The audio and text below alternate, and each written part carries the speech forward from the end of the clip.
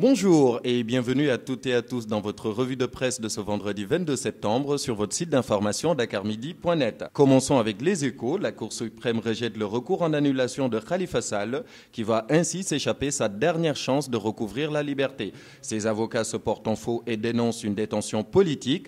Et à la Ligue démocratique, le schisme presque consommé, en effet d'énormes divisions dans le parti, suite à la création par certains membres du mouvement Ligue démocratique debout. Du côté de l'As quotidien, choix des intendants d'école, le Parti socialiste accusé de politiser la fonction. Le journal parle également de la présence des chefs de l'État aux obsèques de personnalités, Wade et Macky plus humains que Diouf. La morgue serait le dernier sanctuaire du dialogue national. Dans le journal Enquête, Aliou Sall et la cagnotte, le nouveau directeur de la CDC va gérer une manne financière de 130 milliards, plus 3,5 milliards de fonds propres à la CDC. Et dans l'Observateur, les signaux verts d'un désaccord entre le Parti socialiste et Benno Bokk Yakaar, altercation verbale entre les porte-paroles des deux partis. Atouba, venu tourner un clip, Cheikh Modou Kara et ses talibés se font chasser de la Grande Mosquée.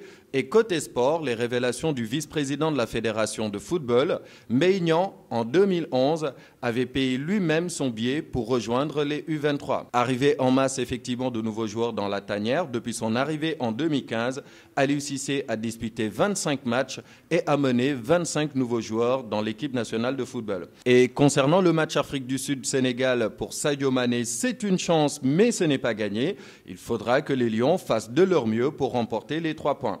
Et nous finissons avec le quotidien Libération.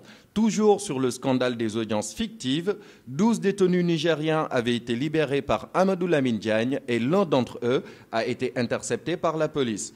À l'international, décès hier de Liliane Bettencourt, la femme d'affaires la plus riche au monde, est morte à 94 ans. Et aux États-Unis, au sommet des Nations Unies, la Corée du Nord a répondu à Donald Trump, le chien aboie, mais la caravane passe.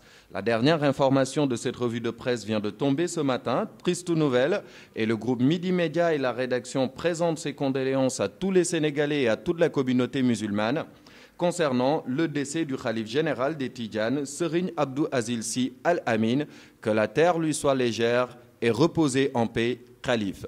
Voilà, c'était tout pour votre revue de presse de ce vendredi 22 septembre 2017. Merci de votre fidélité et à très bientôt sur votre site d'information dakarmidi.net.